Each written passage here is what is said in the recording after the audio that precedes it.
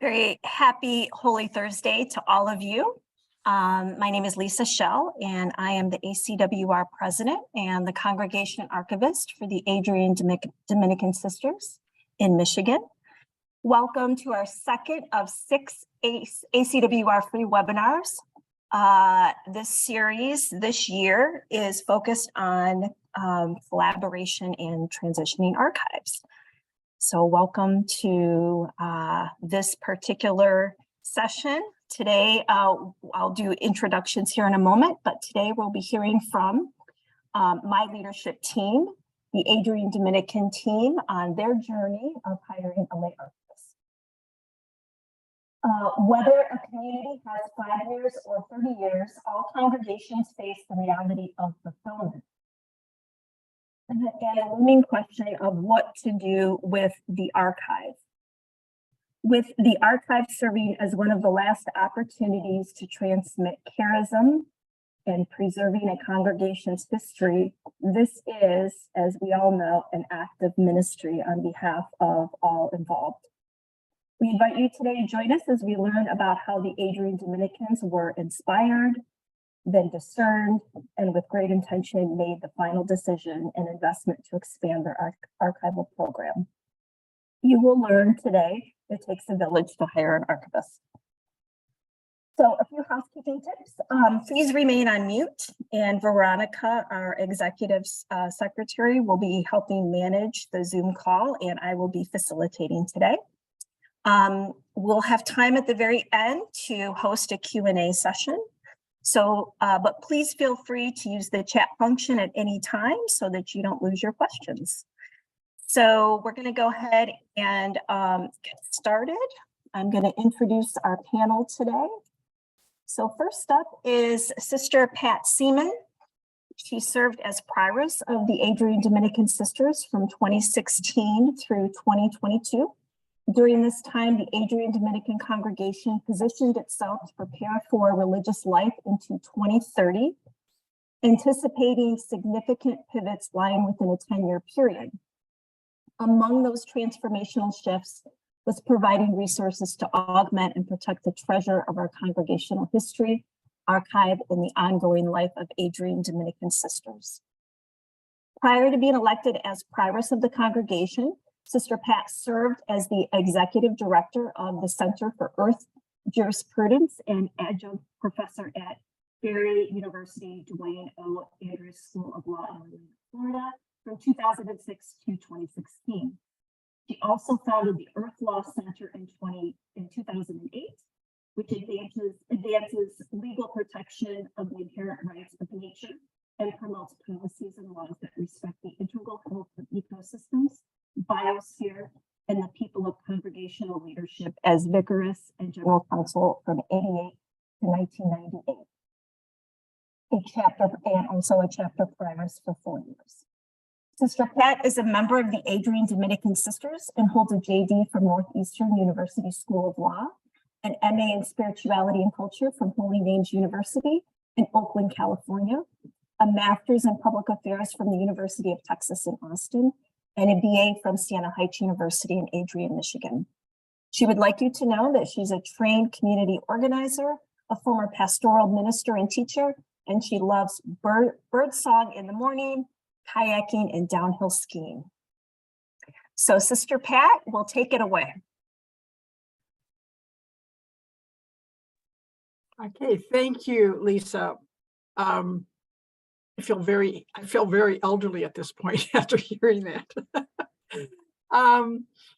So it's interesting to be on this panel at this time, and I'm sure that as you hear each of us, we may all have a little different version. It's kind of like the writing of the Gospels for those who were there or who heard the stories later. Everyone took a different piece of what they remember. My recollection is that shortly after we took office as a council in July of 2016, and as Lisa said, we were setting our priorities of trying to take a long look to what was then 2030, and then work backwards to what needed to be done. really, the status of our archive and its treasure really was not a top priority for us at that time. However, within a couple of months, our Secretary of the Congregation, Sister Joy Marie Finfira, who you're going to be hearing from, she and I had conversations about the different types of requests that we were getting for information from our archive. And also, we were just beginning to acknowledge that we wanted to write another volume of our history as a congregation, of the renewal years during our term. And between the increasing demand for information and also realizing that we were going to be needing more support or more research from the archive in order to tell our story of the renewal years of Vatican II, that we were going to need more support. So, oftentimes when there's an idea like this, it gets supported in other ways. So somewhat synchronistically or of the spirit, in October of 2016, the Dominican Sisters Conference, which is a gathering of 13 different Dominican congregations, apostolic congregations in the US. At its meeting, it had an optional session. I have your breakout groups. Well, there was a breakout group on the treasure of our various archives. And I think in light of Joy's conversation with me, I was more aware and alert to attend that. And it was at that time that probably 6 or 7 congregations were talking about the possibility of creating a common or a collective Dominican archive. And then the questions came up about, what is the status of your archive today? And we realized that it is, I call it a treasure, it is a real source of our Dominican charism, our legacy, and our history. So at that conversation, one of the congregations had already started doing some research, and they were working with a consultant to help them identify their needs. So Joy and I got our heads together, and then Joy made a presentation to the rest of our council members. I'm just trying to tell you from the kind of the governance area, how we work this through. Joy made a presentation to our council about the importance of our doing greater research on identifying what we needed in order to prepare our archives for the future. So it was agreed upon at our council meeting that Joy was authorized to go ahead and to make her contacts with other presidents of congregations or privacies or leadership to find out who else has perhaps a professional archivist working with them, or how were other congregations handling it? Maybe somewhat like what we're doing now. And I'll let Joy tell that story, but through that research, she was able to identify someone to be a consultant to us, who then worked with Joy extensively and made recommendations to us about a pathway to follow. And so that's what we did. We have different people here, but Aaron will tell the story of our search process. I think what I would really want to say is that as all of our congregations are pivoting towards the future, we're walking that path. Many of us, I think most of us, are experiencing becoming smaller. We want to really honor and promote the legacy that we have, make sure that it's well kept, and let it continue to be inspiration for others. And so to put resources into having our archive be all that it can be and to support others, we made a choice to hire Lisa, who we have been delighted with. I will say, well, before we started this, I told Lisa that although I'm no longer in a decision-making role, I hope that she is not seeking another position elsewhere. So I'm going to turn this over to Joy to tell her part of the story. She is the most critical person who carried this journey, this challenge and this journey all the way through for us. So Joy, I turn it over to you.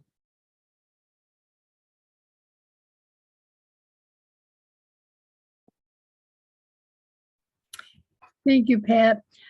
As Pat mentioned, this began because we started to notice that requests that were being received in our office, that very often it was no longer a matter of just where is Sister so-and-so, or our parish is having an anniversary and we'd like to invite all the sisters that ever served here to come, etc.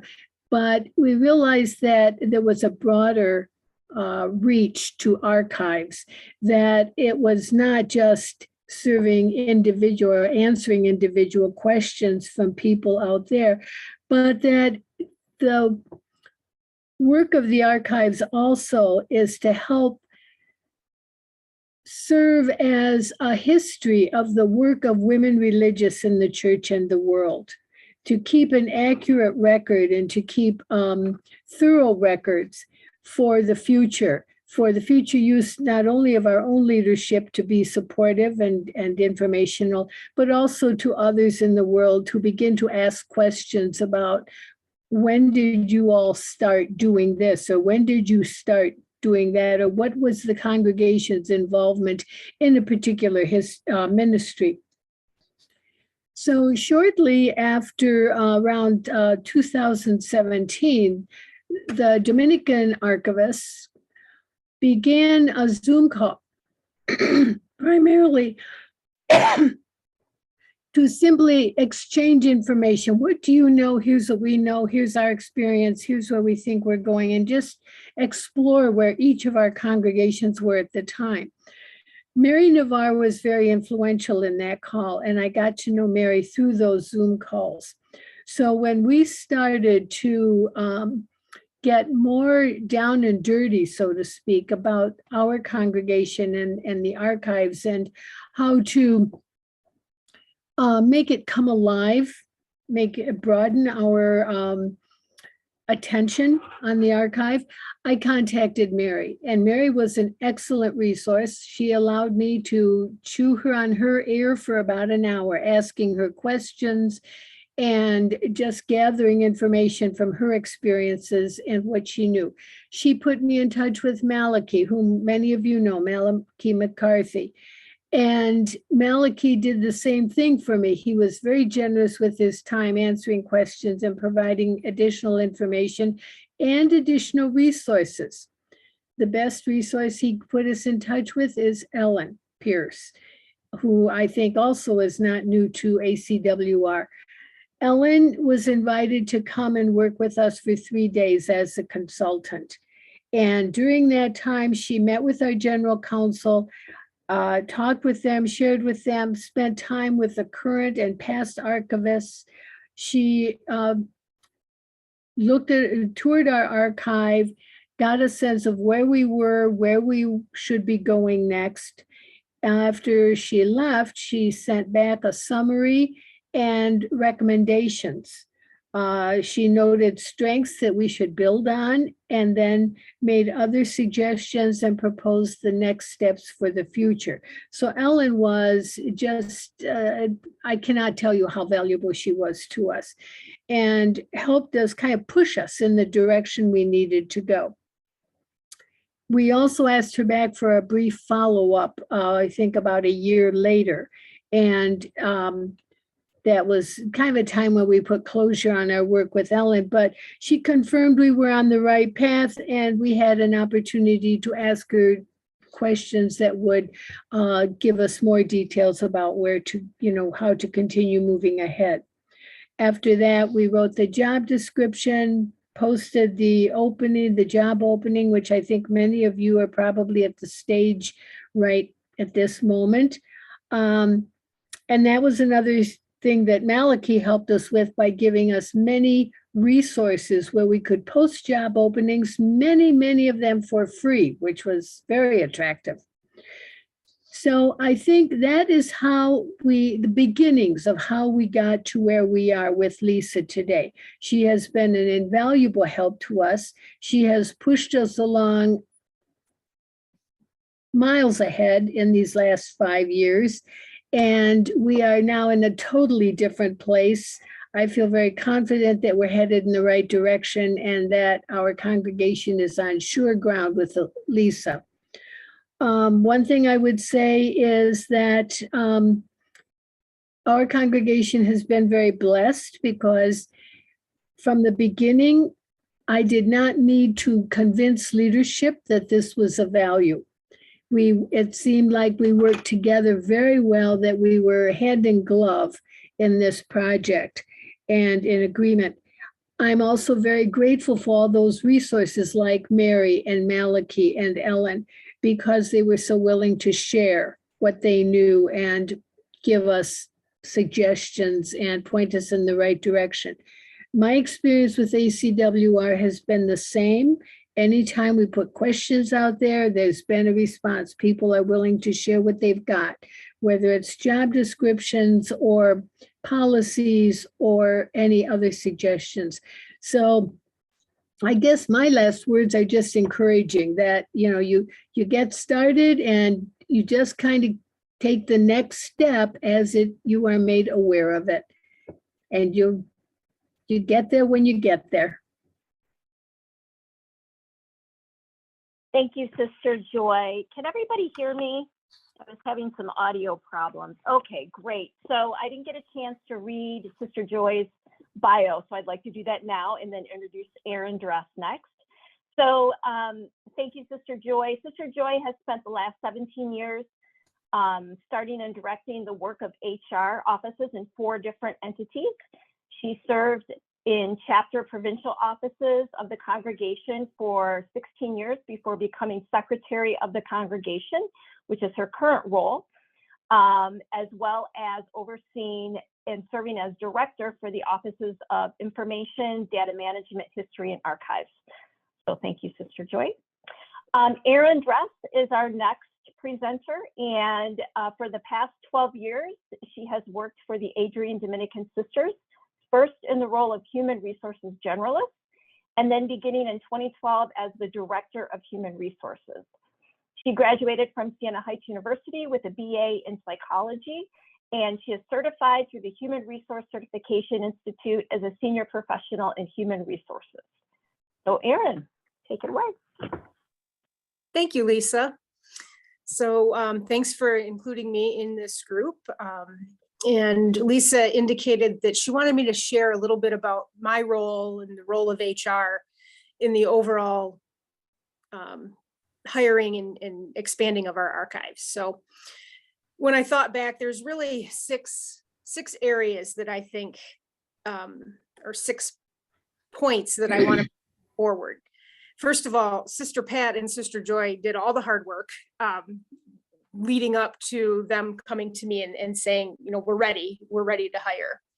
So first of all, it's HR's responsibility to make sure that we've got an accurate job description. So that was the first thing that I'm going to talk about in just a minute. Assuring that we have an appropriate salary range for the position is important. Encouraging or ensuring that we post, as Joy was alluding to, that we post in the most appropriate spots to attract the most appropriate talent. And then obviously we need to ensure that we hire not just any person, but the right person for the position, which is true of all positions. And then I needed to help determine the best people that could guide us there. So who do we want on the interview team? And then finally talking about a realistic timeline. So starting at the beginning, we wanted a job description. And from what I understand from Lisa, that may be where some of you are in your journey right now, is making sure that you have the right information for a job description. I lean heavily on a resource that I have called NACPA, which stands for the National Association of Church Personnel Administrators. They're a wonderful resource that I can reach out to and say, hey, who has an archivist job description? And they're so responsive. They'll always respond. And I probably had 20 after the first day of requesting that. So that was a great help from the religious aspect. And then my best friend when looking up job descriptions is always Google. It's a gold mine of information to see, to pull what works best for our organization. And I'll pull bits and pieces from different examples that I can find. Lisa did share that I believe after this presentation, I'll send Lisa our current job description and she can share that with all of the attendees. So hopefully that will be helpful for you in your journey. As far as salary data goes, you always want to make sure that what you're offering, what you're prepared to offer is going to attract the level of candidate that you're looking for, and that it's appropriate for the position. A couple different resources there again. My partners at NACBAR are wonderful. They're always willing to share information.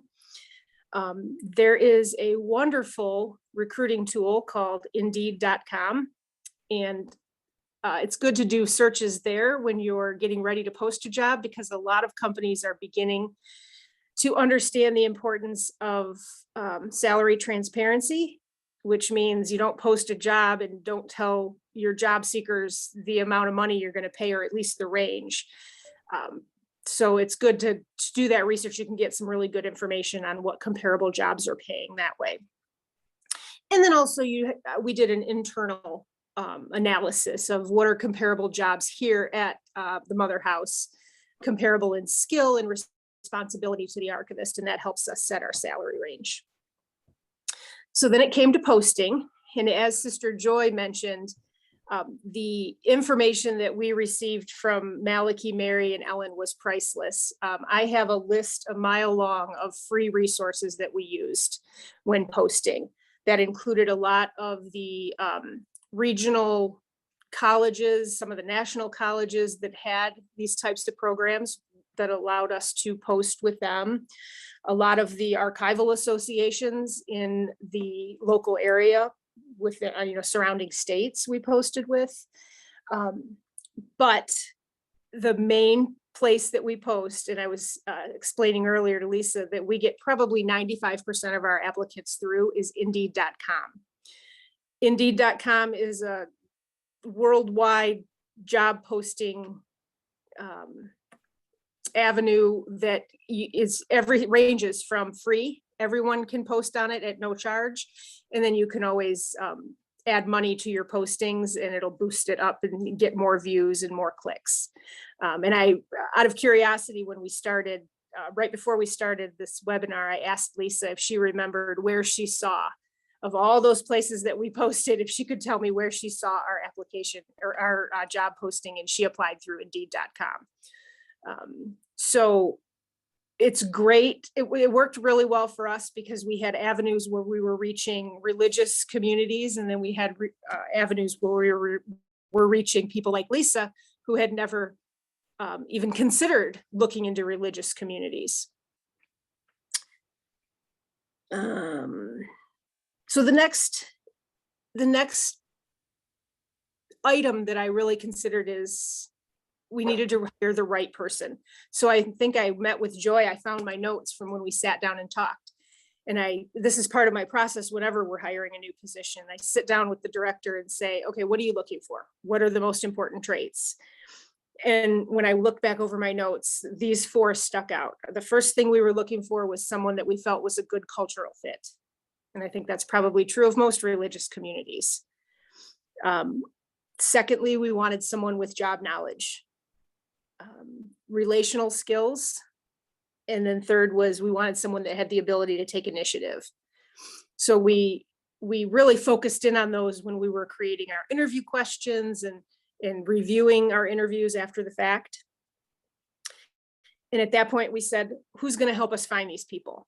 So obviously, our interview team consisted of Sister Joy as the hiring manager, myself.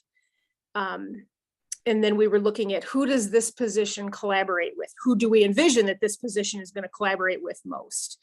And that's where Angie Kessler came in, and I'll defer to her later. So that was our interview team. And then the plan was that after the individual went through our first, passed our first interview, that they would interview with our general counsel as a second step. So finally, the timeline. The question was posed to me to give you an example of what our timeline was, or what our hiring timeline looked like. So personally, from the first time that we posted this position, which was September 26th of 2017, it was 6 months before we hired Lisa. We hired Lisa on, no, I'm lying to you. It was 1 year and 6 months. We hired Lisa on April 2nd, 2018. So the way our process looked is we posted in September of 2017.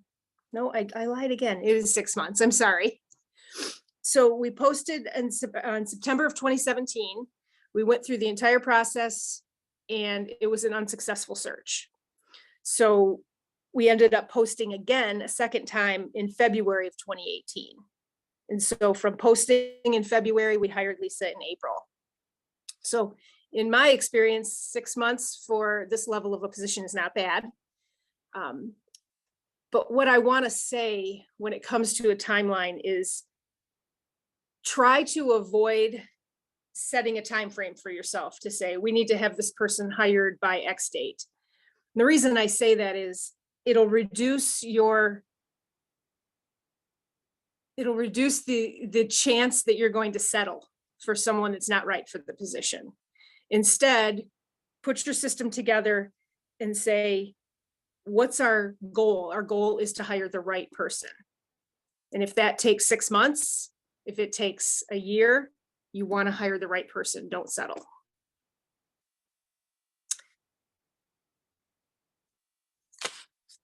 All right. I think that's all I had to share. Great. Thank you, Erin, very much. Okay. And our last presenter, I'd like to introduce Angie Kessler. She became Director of Communications for Adrian Dominican Sisters in 2016. The prior 10 years were spent as an editor of the Diocese of Toledo's newspaper, the Catholic Chronicle. Angie began her career as a journalist for the Daily Telegram in Adrian, covering religion and education, which first introduced her to the Adrian Dominicans. The majority of her career has been working for nonprofits, including Director of Development for one of Adrian Dominican schools. Her work has included many aspects of communications and development, including grant writing, event planning, marketing, and publications. Angie found her way back to the Adrian Dominican congregation, where she sees her work as a ministry supporting the sisters' mission rather than just a job. Take it away, Angie. Thank you, Lisa, and thank you for inviting me here today. I'm glad to be a part of this panel. And I wanted to let you know, so I came in on really the, I would say, tail end of the hiring process, though I do recall several conversations that Joy and I had leading up to that point, and talking about some of the points that Ellen had brought to us, and kind of looking at what the future collaboration between our departments may be. So that's part of what led me to the interview team and helped me think about some of the questions that I might ask. Also saw myself as a representative of the campus administration. Us folks in communications have the unique vantage point of working with all of the different departments on campus and seeing kind of more of the bigger picture of the congregation than some of the other offices do. So it puts us in a unique position. And we did look at several ways. We already collaborate in many ways between communications and archive. We had always looked to the department for ideas or for research we needed, for background, for any kind of content we might be creating across all of our platforms. But we also have found a little more of a two-way street here, I think, since Lisa has come on. We share our photos and our archive, what we have in our files. Lisa has free reign too, for when she's searching. We worked very closely with the Archive and History Office in creating the volumes of the congregation's history book. And it seems like we're constantly talking with each other about one project or another. One of the pieces is also that as part of our future plans is making that archive a little more easily accessible to the outside world through our website at some point down the road. So what we found, as far as being involved in the process, very thankful to be involved in the process. And I know our departments have really begun to work a lot more together because we have a greater understanding of our needs going both ways. So we found that it was very, very valuable for all of us on all sides of the table. Great, thank you, Angie. All right. So I'm sure we have some questions. I'm not seeing anything in the chat right now, unless Veronica has some. So if you would like to unmute yourself or you could raise your hand, we could start from there. Oh, a question came through, looks like. It was mentioned that you compared the archivist position to other staff levels to determine pay rate. It often happens that the archives are forgotten or that the staff or volunteers are not considered essential as others. Within your structure, where does the archivist fall on the organizational chart? Is the position akin to a director level position or administrative support staff? How would you recommend advocating for the archive? All right, Sister Joy, this might be you, I would guess.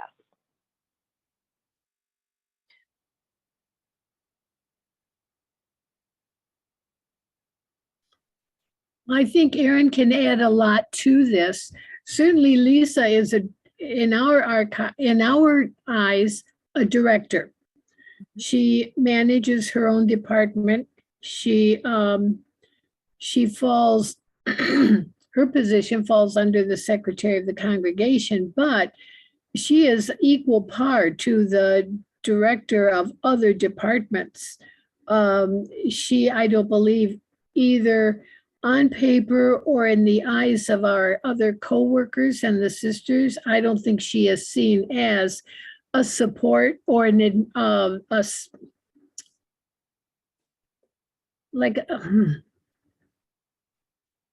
administrative assistant kind of position would be seen. Erin, maybe you can express that more succinctly or accurately than I can. You actually did a great job, and you said exactly what I was thinking. Is Lisa's position is equivalent to that of another department manager. She manages the department. She has direct reports. She's a supervisor, and from a pay and from a responsibility perspective, she is definitely not at the level of an administrative assistant or support staff. I'm going to let you, Joy, speak to the question, the second half of that question, which was how would you, what was the second half of that question, Lisa? In the structure, where does the archivist fall? Oh. Is the position to your level support? How would you recommend advocating for the archive? Say that again. How would you recommend? Advocating. Okay.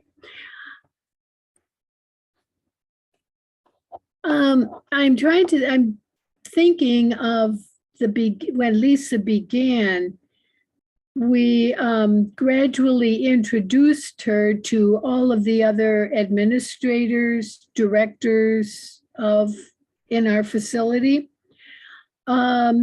I think now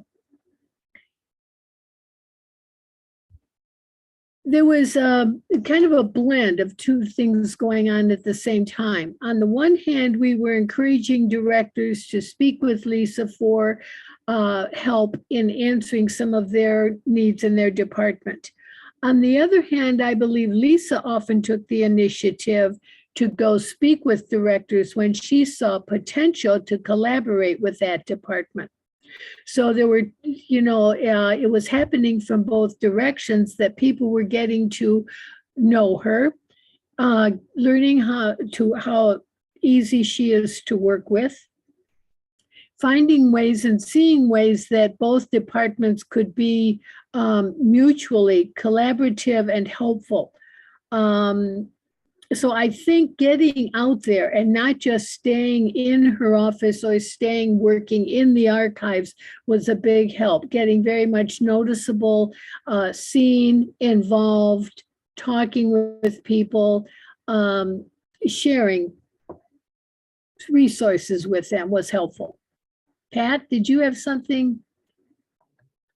I think also underneath that question about advocating for the personnel and staff that serve in the archive, it goes to really leadership as well, because in so many, I think underneath it all, there's a sense that the archive perhaps is not very important in some lines of thinking. And it's really important that the leadership of the congregation see archive, the office of archive, or whatever you have your name, as really an essential component to the charism and the future of the congregation and telling its story. So if there is a need to lift up the visibility of the archive service and of those who work there, those who are in leadership or in directorships can really help with that. And I say that I also want to just add just profound gratitude to our sisters who served in the archives, who continue to serve there with Lisa, because they did just a yeoman's job without professional training. And they kept everything. Now, sometimes you have to go on and clean out sometimes, but for the sake of not losing anything. And so Sister Beverly Babola has worked in our archive for years, and we say thank you, Beverly, and to the sisters that work there now and any other volunteers. But I would say to advocate for that office or that position, I would place it at the feet of leadership first. Great. I just would like to follow up with that, because I think from an archival perspective, even though this has not been my personal experience, as you can all hear, there was so much support before I came in, which made my position possible. But from a leadership perspective, Sister Joy and Sister Pat, how would you try to encourage somebody else from another congregation in leadership if they were on the fence about how to prioritize their archive, for example? And you know this better than anybody. You have so many competing priorities, when you're a prioress, most of which is just hair on fire, trying to put out fires, and there's a lot of reactivity. So I'm just curious to know, what would you say to somebody who is maybe 5 to 10 years out from fulfillment, how to have them focus on something like this, and encourage them to make this a priority, especially knowing that the congregation is coming to fulfillment? Joy, would you want to go first? Go ahead, Pat, if you're ready. I was punting. I punted back. Well, as I respond, I realize that all of us are situationally different. And so our realities and probably resources available are unique to each one of our congregations. In light of that, I think, certainly belonging to this organization provides a lot of resources and information to all of our congregations, whether you have professional archivists or you have, like we did for so many years, sisters and others that are serving the congregation in that way.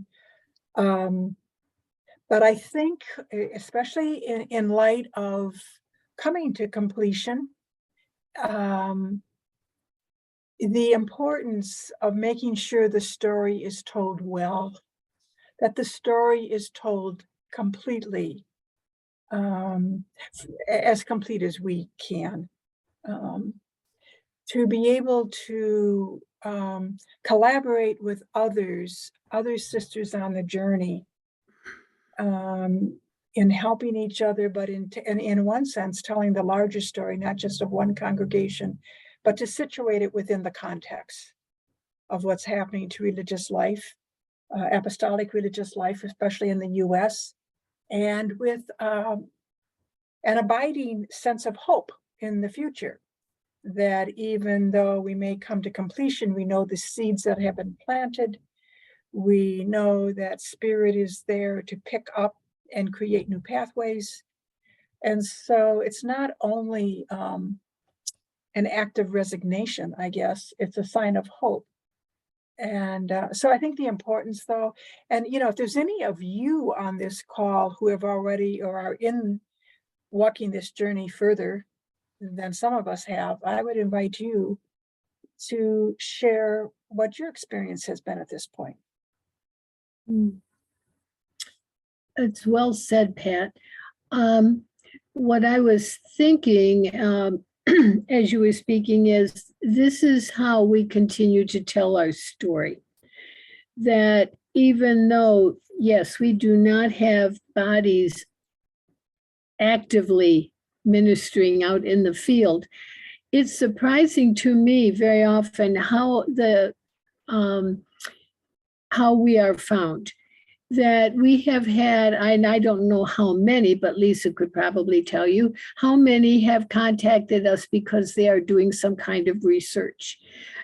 Sometimes it comes from family members, family connections, and they heard about this person in their family, and now they're curious and they want to research it some more. Some of them are doing family histories, but also there have been some situations where college students of all ages have contacted us because they are researching a particular sister for a particular reason.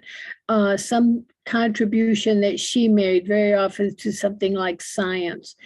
And I think that our part in it is to have clear and good records and information that's accessible to them, that can be found easily so that their questions are answered, their curiosity is answered. And I think that's something that we can give to the world, is sharing our information freely with other people about what has been done. And sometimes that causes people to get an idea to move forward on a project of their own, or sometimes it gives them an impetus to go in a direction of service. So I think this is how we keep telling our story, and this is what will allow us to continue to live. Great, thank you both, Sister Joy and Sister Pat. Just to answer your question, we manage about 365 questions a year. So just about as many days of the year there are research requests that we satisfy. So we get quite a few. About 75% of those are internal and the rest are external. Sister Sharon Casey, you have your hand up. Go ahead. Oh, we can't hear you. Oh, just a second. There we go. I'm just going to piggyback on what Pat has said, because we are a small community and we know we are coming to completion. And suddenly the archivist has risen to the top of the page because, first of all, we have very few sisters. Maybe there's 3 of us left who have any institutional memory. And so trying to get that. And we're at a point now, and I'm sorry, I have bronchitis. We're at a point now where our next move forward depends on when I finish the archives. So I've sort of risen to the top of the page. Now, I think it helps that I've been in leadership for a number of years because I sort of know where we're going. I think it might be harder for somebody who has not been in leadership. But I would say, don't wait too long. Eventually, completion comes and can come faster than we think. But whether we're large or small, at some point, archivists will rise to the top of the page. Thank you. Great. Thank you, Sister Sharon, for that glowing endorsement for what we do. And you didn't mention this, but you are the archivist there in Tacoma. So yeah, so you're wearing both hats. Sister Pat, are you just affirming there? Is that okay? Okay, great, thanks. We did have a question come through the chat box. Somebody would like copies of the job description and the other resources that I think Aaron shared NAFTA. So is that something we can put together for the rest of the group? Absolutely. I'll get it out to you, Lisa. Okay, thank you.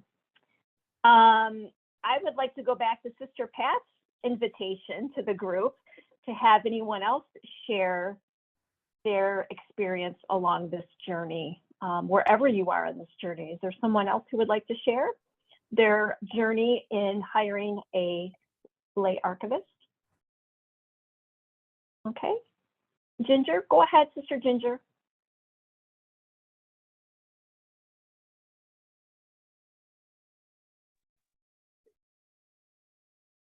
Pat invited me.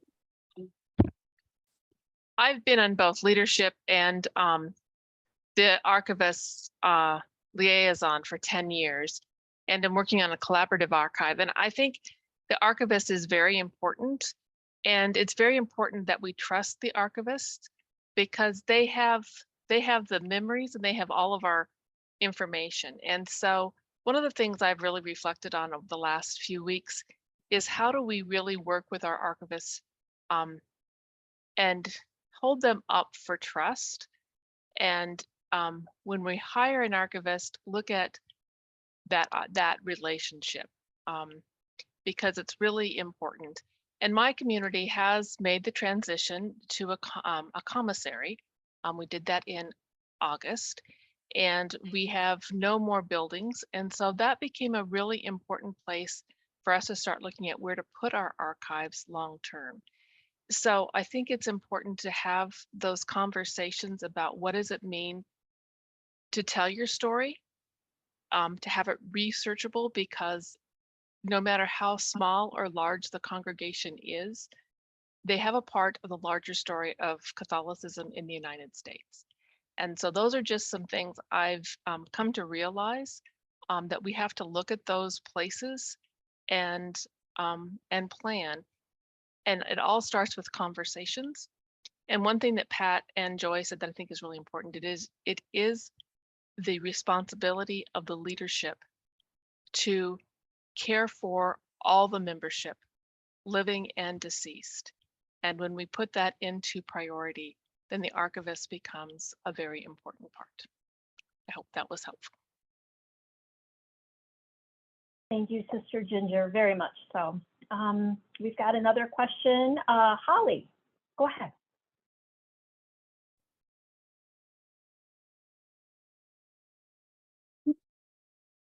Hello, everyone. I'm a lay archivist, and I'm working to also for what happens in the long term. And I just want to reinforce, thank you for bringing this topic up, and thank you for the leadership that has spoke and affirming what Ginger has said, and to really come from the other side as an archivist and say that the support from leadership is it's a pleasure to have when we have it, but also that it's so very needed through this whole process. And archivists are very grateful to have leadership support and work as a team to figure out next steps. So thank you to all the leaders that are participating and thinking about this. Thank you, Holly. Sister Georgia, go ahead. Thank you. I just want to go back a little bit to hiring a lay archivist. And we had a sister archivist for a long time, and we hired a lay assistant. The lay assistant didn't have background in archives. However, our sister who was the archivist really worked with her. We as a congregation encouraged her to get more education. We supported some of the education, and we're very pleased with our lay archivist now that our sister archivist has retired. So I think, you know, if a congregation can afford to hire even a part-time lay person to get them involved, and then you see they learn the history and the culture of the congregation, it was a wonderful move for us. We're really appreciative. That made me reflect, Sister Georgia, on when we were looking for what were we looking for? Cultural fit was top of the list, not someone who'd gone to school to be an archivist, although we were very lucky to find that. Having the cultural fit, you can teach skills, you can't really teach culture fit.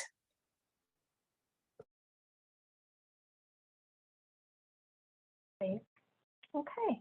Anyone else like to jump in and share their journey?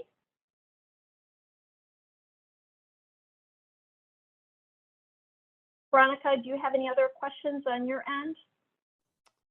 No, no other questions have come through on my end.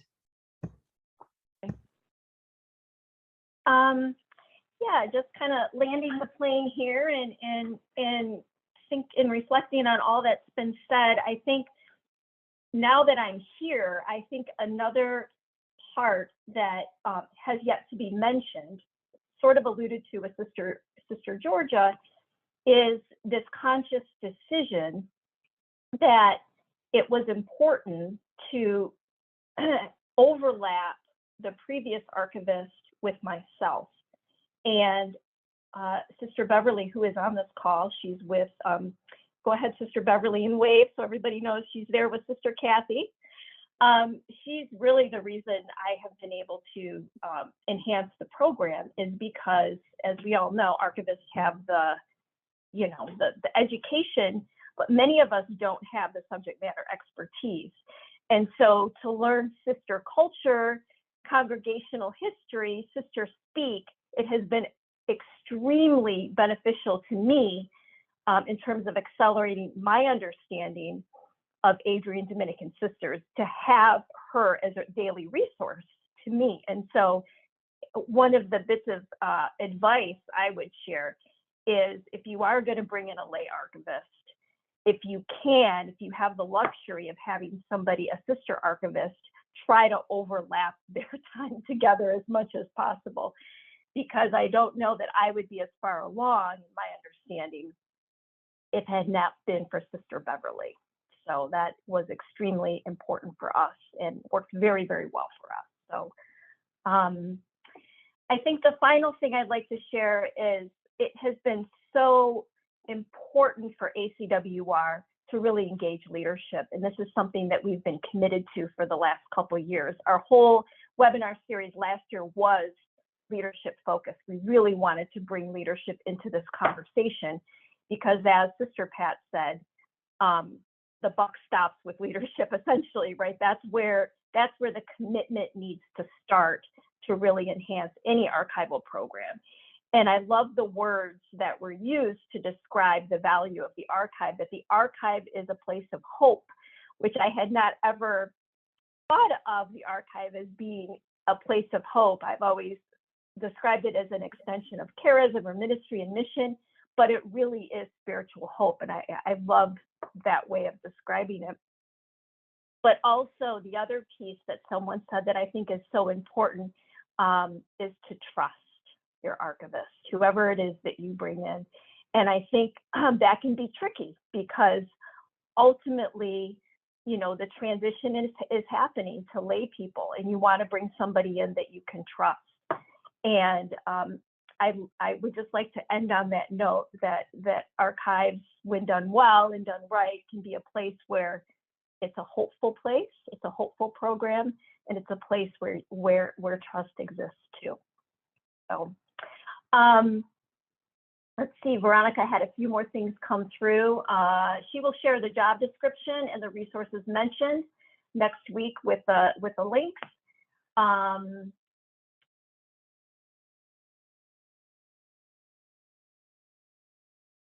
Okay. The last question that has come in, we've got a few more minutes here. We'll just go ahead and jump right in. For the benefit of those of us who are lay archivists new to women religious communities, just curious to know what the concerns would be for sisters regarding hiring a lay archivist. Good, honest question. Anybody like to tackle that one? That kind of gets to the trust issue that we were just mentioning.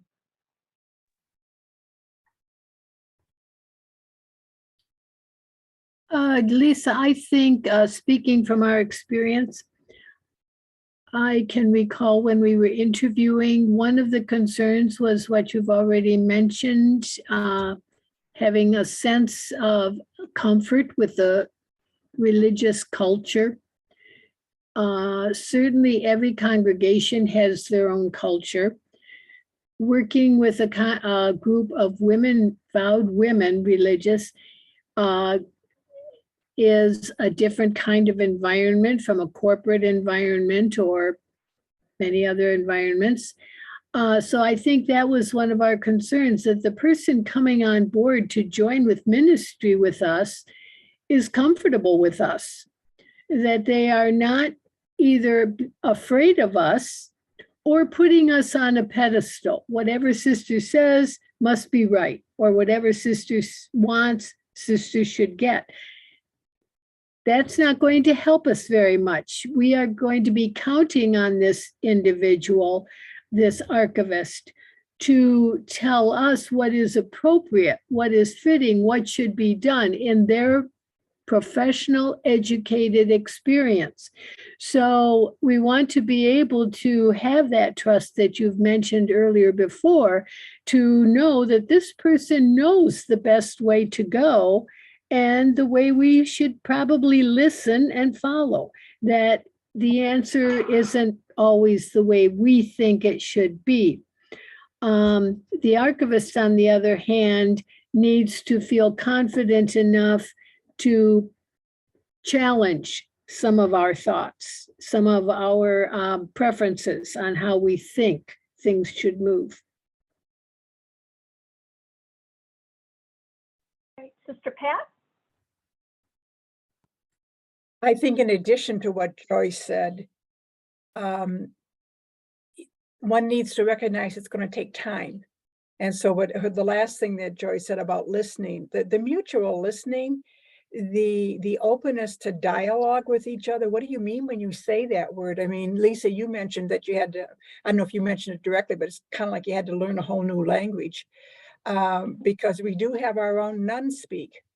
And we're not oftentimes even aware of it because we live in it. We're so immersed. So I think the importance of relationship building, of really respectfully listening back and forth and asking questions, that's the way any relationship grows in trust. And it's no different here. Great, thank you very much for that. Yeah, and I would add that unlike other administrative offices, those are pretty well-oiled machines. People understand what finance does, what HR does, what advancement development does, what communications does. But archives, I think, in general, probably feels a little more mysterious. And so I think they're equal parts. The onus is also on the archivist, who can come in and use their role as an educational opportunity, right? To be able to describe and explain the craft of archiving, the art and science of archiving, but also describe and elevate archiving and share what is possible. Because at the end of the day, the archive should be helping everybody do their job better, essentially, right? And so I think the onus is also on the archivist to be able to communicate that message and support everybody through that. Mr. Pat? I had one more thing I wanted to say, and that is as our team came to the end of our term, one of the people that we turned to was Lisa, our archivist, and said, Lisa, what in our files do we need to save and what can we eliminate? Because you have the perspective of what's important for the future. Now, we all understand certain personnel records and confidential sisters records, but with the multiple collaborations that are going on and shared committee work and shaping the future of religious life, how much of this, what among all of this gets saved? So Lisa was most helpful to us to give us some guidelines about what to save, and we could send it electronically, which helped even more. Except that what I found is after I sent it to her electronically and didn't keep my own copy, then when someone asked me a question I went searching for it, I no longer had it. Now that would be true if you did papers as well. But anyway, just to give, to say that an archivist can really help you determine and decide what's really important for the keeping for the future. Well, I think that is a good place to end. So thank you very much, Sister Pat. And again, happy Holy Thursday and have a very happy Easter. And thank you all for making time this week, which I know is probably very busy for everybody here. But thank you again. And on behalf of the ACWR board, have a very happy Easter and we'll see you next time. Bye-bye.